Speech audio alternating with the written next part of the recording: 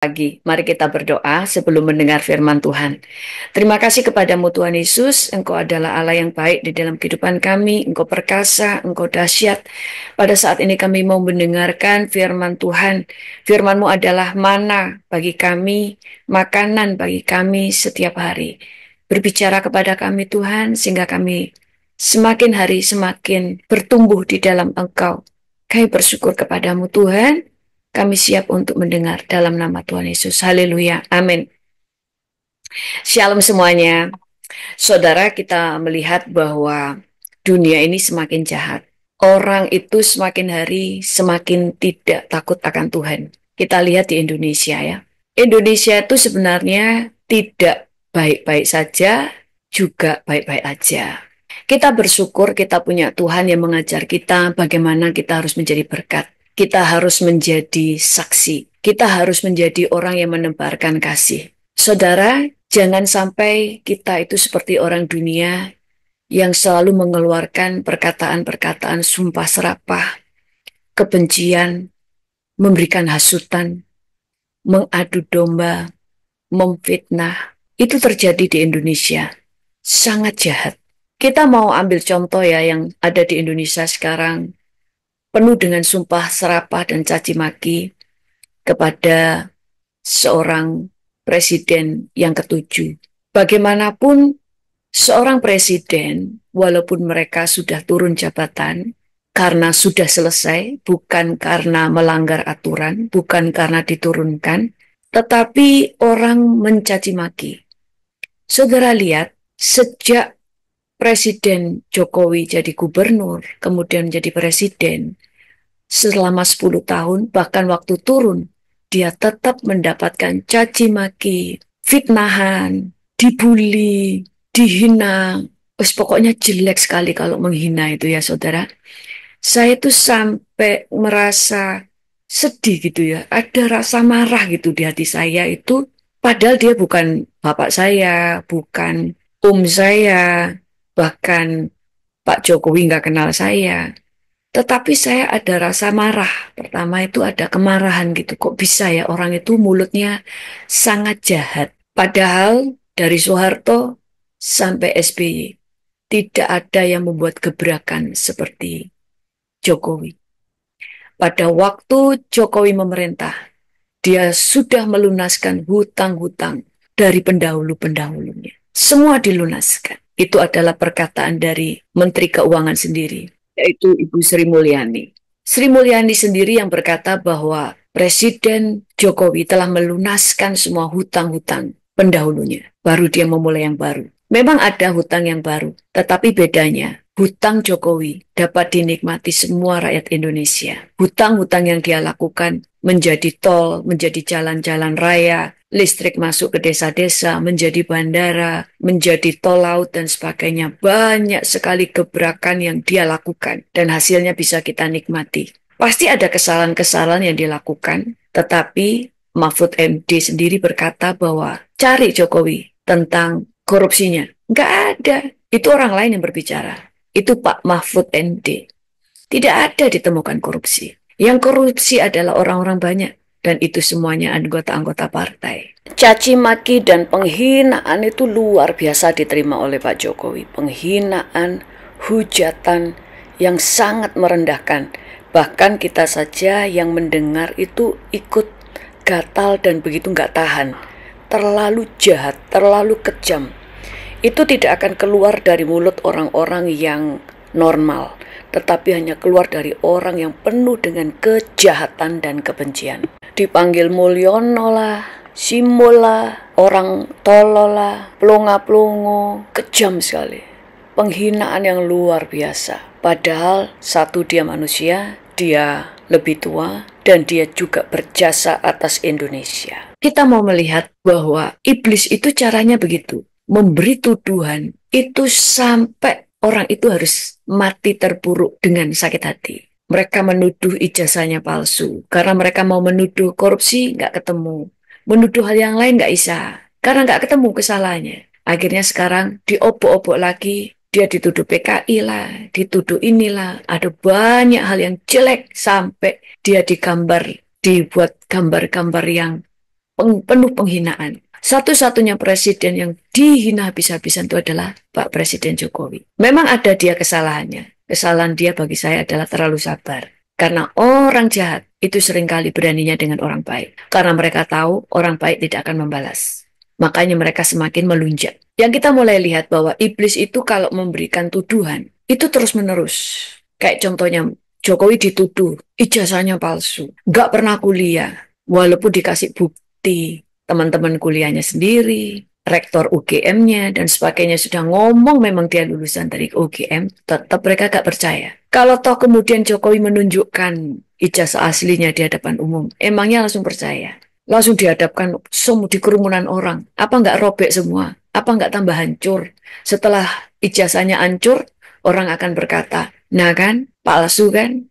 Mana buktinya? Ya yang asli sudah hancur. Kenapa pada waktu Tuhan Yesus diserang oleh para ahli Farisi dan ahli Taurat, dia diam saja? Karena untuk menjelaskan sesuatu kepada orang yang jahat dan penuh kebencian, yang hatinya hanya ingin menghancurkan, mereka nggak butuh kebenaran. Mereka hanya memaksakan bahwa orang itu harus salah. Orang itu harus hancur. Orang itu harus mati. Nggak tahu bagaimana caranya. Itu sebabnya pada waktu menghadapi ahli-ahli Taurat dan orang Farisi, seringkali Tuhan Yesus tidak banyak menjawab. Karena dijawab tetap salah. Nggak dijawab salah, dijawab juga salah. Lebih baik nggak dijawab. Karena dijawab buang-buang energi. Sudah dijawab, tetap aja disalahkan. Nanti perkataan kita dibalik lagi untuk menyerang. Saya salut dengan Pak Jokowi dan Gibran ya. Ini saya sungguhan. Mereka itu tahan, bisa diam, bisa tenang. Pak Jokowi masih bisa senyum. Kita tidak pernah mendengar dia menghina orang lain. Kita tidak pernah mendengar dia melecehkan orang lain. Kita tidak pernah mendengar ada kata-kata sumpah serapah dari mulutnya. Tidak pernah keluar hinaan dari mulutnya. Tidak pernah dia menjelekkan orang lain. Dia selalu berkata baik-baik aja. Dia selalu memperkatakan yang baik. Demikian juga dengan Gibran. Saya sangat salut waktu Gibran dicemooh kayak apapun. Dia melihat bapaknya dicemooh kayak apapun. Bahkan pada waktu dia ditanya. Bahkan pada waktu mantan wakil wali kotanya Jokowi menghina Jokowi. Waktu wartawan tanya kepada Gibran, bagaimana menurut kamu Bapak A ini? Dia telah menghina Pak Jokowi. Dia cuma bilang, enggak apa-apa, dia kan teman-teman kita juga. Menurut kamu dia cara kerjanya gimana? Dia kerjanya bagus. Bisa saja kan dia membalas. Kita mau belajar bagaimana arti penguasaan diri. Bagaimana arti mengendalikan mulut. Alkitab berkata begini, di dalam Roma 3, ayat 3 sampai 14 berkata begini. Kerongkongan mereka seperti kubur yang ternganga. Lidah mereka merayu-rayu, bibir mereka mengandung bisa.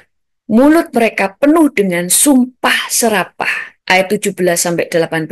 Dan jalan damai tidak mereka kenal. Rasa takut kepada Allah tidak ada pada orang itu. Saudara, kita harus menjaga hati kita supaya kita tidak menjadi orang yang jahat seperti mereka. Jangan sampai kita itu menjadi orang yang jahat yang selalu ingin menghancurkan orang lain. Jangan kita punya hati yang jahat sehingga keluar dari mulut kita itu sumpah serapah, memfitnah, menghancurkan, melakukan segala macam cara untuk menghancurkan orang lain. Karena tabur tuai itu ada dan keadilan Tuhan itu ada bahwa orang yang bersalah harus dihukum. Kita sebagai orang percaya jangan sampai menjadi seperti mereka. Hidup kita itu harus menjadi berkat. Tidak dolak-dalik. Demikian juga kita dimanapun kita berada. Jangan menjadi orang yang jahat. Saya tuh sampai heran ya. Dengan orang kok bisa ya sejahat itu. Kok bisa tega gitu ya. Menjelekkan orang, menghina orang itu sampai sejahat itu. Kalau sudah seperti itu hatinya memang jahat. Dan saudara akan melihat satu persatu mereka pasti dipermalukan. Itu sebabnya kita harus menjaga hidup kita. Firman Tuhan itu berkata bahwa di akhir zaman, yang jahat akan semakin jahat, yang baik akan menjadi baik. Karena akan ada pemisahan antara kambing dan domba. Itu sebabnya saat ini adalah masa penampian. Jaga hati kita. Jangan membiarkan kejahatan masuk di hati kita.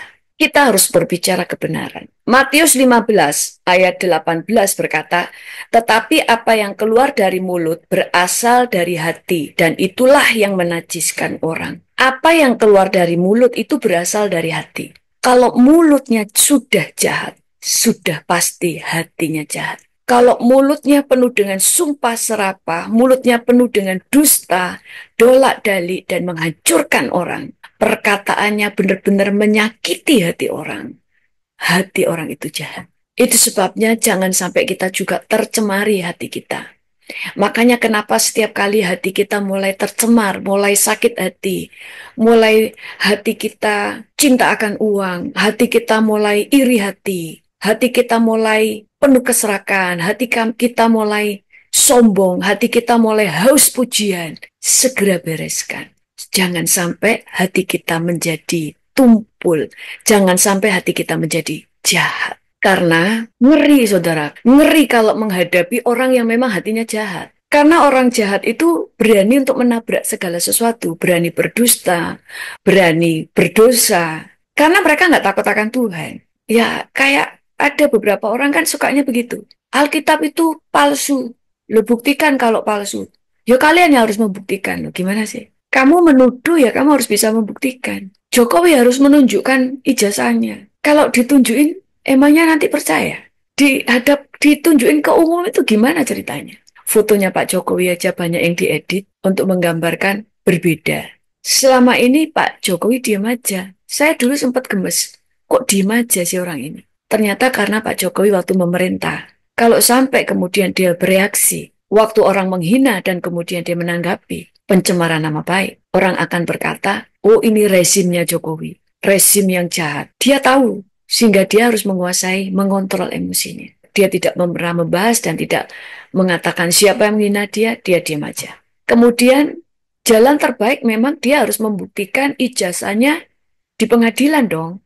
Karena kalau dia yang berkata asli, semua orang akan berkata, ya dia ngakunya asli, padahal palsu. Kalau orang lain yang mengatakan asli, ya tetap aja dikatakan palsu. Sekarang mau ngajukan pengadilan, dihina lagi. Oh sekarang Jokowi mau mengkriminalkan orang. Dan dihina lagi. Disuruh menunjukkan ijazah kok malah ke pengadilan. Memang Jokowi itu bikin kerusuhan gara-gara ijazah palsu. Tinggal menunjukkan aja kok nggak menunjukkan. Saudara, itulah cara kerjanya setan. Iblis itu akan memberikan tuduhan terus-menerus sampai kita mati. Itu sebabnya Alkitab itu mengajar untuk kita fokus mendengar suara Tuhan. Karena kalau tidak, engkau bisa mati. Fokus kepada Tuhan, makanya Alkitab berkata, pikirkanlah apa yang baik, apa yang sedap didengar, apa yang disebut kebajikan. Pikirkanlah semuanya itu. Seperti itulah dunia. Seperti itulah iblis. Di roh, di alam roh. Dia akan terus mengatai saudara. Dia akan terus menyerang pikiran saudara dan hati. Sampai engkau pahit. Pak Jokowi dan Gibran mungkin kuat. Kaisang mungkin kuat. Tapi mungkin Ibu Iriana nggak kuat. Kita sebagai orang percaya, kita wajib berdoa untuk orang-orang yang baik. Kita harus berdoa untuk Pak Jokowi dan keluarganya. Supaya rancangan si jahat yang ingin menghancurkan mereka tidak berhasil. Karena orang-orang pengacau ini, kalau berhasil menghancurkan Jokowi, mereka juga akan menghancurkan segala sesuatu. Kenapa mereka ingin menghancurkan Jokowi? Karena 85% rakyat Indonesia percaya pada Jokowi. Mereka mau menghancurkan supaya rakyat Indonesia tidak lagi percaya dengan Jokowi. Kalau sudah tidak percaya, maka orang-orang jahat ini yang akan muncul. Maka Indonesia akan semakin hancur karena orang-orang jahat ini. Sekali lagi demikian juga dengan hidup kita.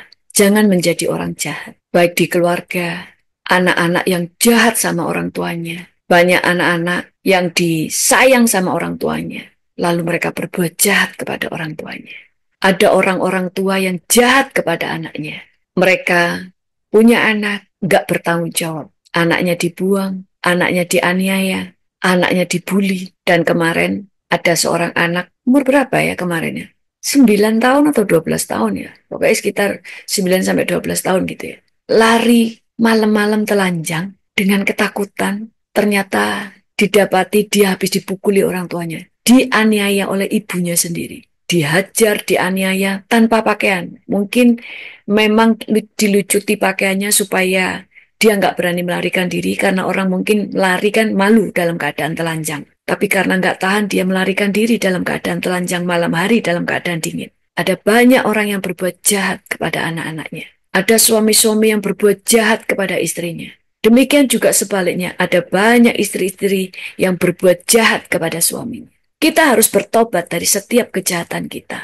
Jangan berpikir bahwa pengadilan itu cuma nanti waktu dunia ini sudah di akhir zaman. Pengadilan Tuhan itu akan terus berjalan. Pada waktunya orang akan dihakimi. Bahkan sebelum masa akhir zaman, Tuhan akan menghajar orang-orang yang jahat. Tuhan menghajar pertama adalah supaya orang itu bertobat. Kedua, dihajar kembali kalau orang itu masih keras kepala. Tapi yang ketiga, kalau dihajar lagi, tetap nggak bertobat, tetap tidak bertobat, maka anugerah Tuhan akan dicabut dari hidup dia. Itu sebabnya saya banyak memberikan kesaksian bagaimana orang-orang yang jahat nggak mau bertobat dari kejahatannya. Akhirnya dia tidak akan pernah bertobat sampai matinya. Pada akhir zaman ini kita harus berhati-hati. Karena sekali lagi, ini adalah tahun-tahun pemisahan. Siapa yang jahat dan tidak bertobat, dia akan semakin jahat dan terbawa arus kepada kejahatan semakin jahat. Dan orang yang benar akan dibawa Tuhan semakin benar, semakin terang, semakin punya kasih, semakin menjadi berkat. Semakin menjadi berkat, akan semakin jelas pemisahan antara domba dan kambing. Dulunya antara kambing dan domba tidak terlalu terlihat. Semua kelihatannya seperti domba. Setelah mengenal lama, baru tahu itu kambing. Tapi ini masanya pemisahan. Sehingga engkau lihat pun kelihatan bahwa mereka adalah kambing. Dan kita mau bertobat. Karena ini waktu-waktunya, masa persiapan. Supaya pada waktu rapture, kita diangkat oleh Tuhan. Dan jangan menjadi orang-orang yang culas. Jangan ikut-ikutan mempercayai sesuatu kalau belum ada buktinya. Kalau nanti Pak Jokowi divonis ijazahnya asli, tetap belum tentu diem. Pasti mereka akan berkata, karena rezim ini sudah dikuasai Jokowi. Jadi semuanya akan salah. Karena inti mereka bukan mencari kebenaran, tapi ingin menghancurkan. Demikian juga dengan iblis. Iblis tidak mencari kebenaran. Iblis hanya ingin mencuri, membunuh, dan membinasakan. Karena iblis hanya ingin menghancurkan. Itu sebabnya kenapa kita harus berlindung kepada Tuhan. Pada waktu orang mencemooh kamu dan mereka mencaci kamu, kemudian mereka memfitnah kamu, kadang-kadang kamu tidak perlu menjelaskan. Karena semakin dijelaskan, akan semakin banyak bahan. Mereka akan semakin menghancurkan kamu. Itu sebabnya kadang senjata kita adalah diam. Diamnya kita adalah tidak membalas, tidak berkata apapun, kita hanya lari kepada Tuhan. Kayak dulu ada seorang hamba Tuhan, dicemooh karena dia punya kendaraan yang bagus. Lalu hamba Tuhan ini menjelaskan, ini adalah hadiah dari jemaat waktu dia ulang tahun. Dicemooh lagi, oh pembelaan diri, berdustalah, ini lagi, itu. Terus dia menjelaskan lagi, loh saya tidak berdusta. Ini benar-benar dikasih. Nama yang ngasih saya itu si A, si B. Wah, tambah diserang lagi. Akhirnya hamba Tuhan ini bilang, ternyata memang kadang-kadang nggak usah dijelaskan. Karena menjelaskan kepada orang yang jahat tidak akan menolong apapun. Menjelaskan kepada orang yang mengasihi saudara dan percaya kepada saudara, mereka juga tidak butuh penjelasan. Karena mereka percaya kepadamu. Amin. Tulis di chat, jangan jadi orang yang jahat. Mari kita berdoa. Tuhan, hari-hari ini dunia semakin jahat. Tolong kami Tuhan, tawan hati kami sehingga kami tetap memiliki hati yang benar. Tetap memiliki hati yang mengasihi. Tetap menjadi orang yang percaya. Kami bersyukur kepadamu. Tuhan, pada saat ini Tuhan, biarlah damai sejahtera ada di Indonesia. Tuhan, biarlah Engkau membuat pemisahan antara orang yang benar dan orang-orang yang jahat. Dan biarlah Tuhan Engkau melakukan keadilan. Engkau yang akan menyatakan siapa yang jahat, siapa yang bersalah, dan siapa orang yang benar. Sehingga dunia bisa melihat bahwa ada tangan Tuhan.